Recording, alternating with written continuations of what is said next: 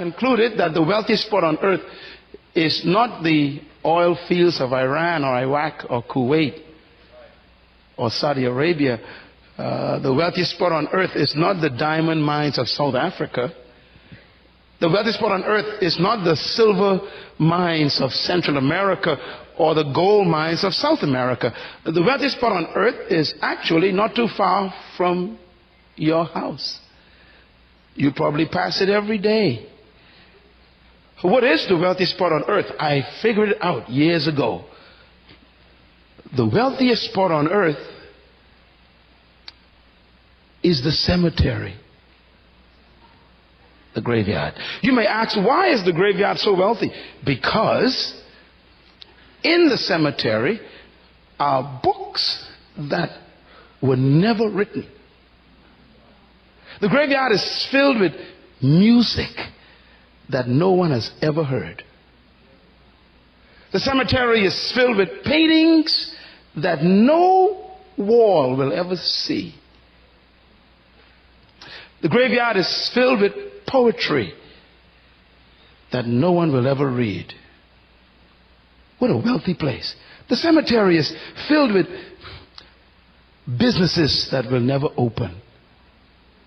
The graveyard is filled with ideas that will never come to fruition. The graveyard is filled with dreams that will never be reality. What a rich place. The graveyard is so full of wealth. It is filled with great men who died as alcoholics. The graveyard is packed full of awesome women, powerful women who died as prostitutes and drug addicts. What a tragedy. Every time I pass the cemetery, I think, if I could just mine the cemetery the way you mine gold, I'd be a rich man. I guess I came here because I don't want you to make the graveyard rich. I came here because I really can't imagine that the graveyard would get your dreams, the books that you're supposed to write, the music you're supposed to produce, the poetry you're supposed to scribe. I can't believe the graveyard would get that great dream you have to build a business for God, or that ministry to young people that you keep thinking about. I can't imagine the cemetery would rob us of your magazine you're supposed to publish. You know, I really came here tonight because I want to see you die empty.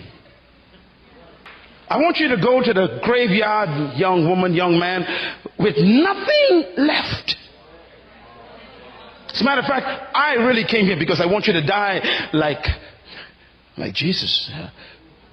Don't die old, die finished.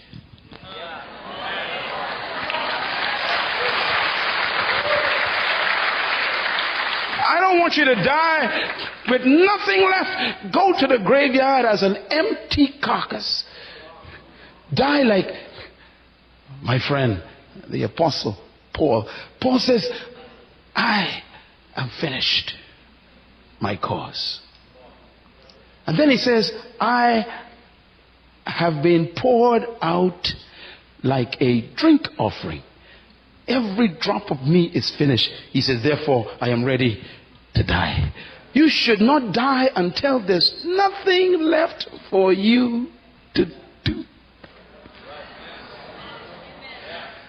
That's why God is interested in your life. It's not you He wants to save. No, it's what you're carrying.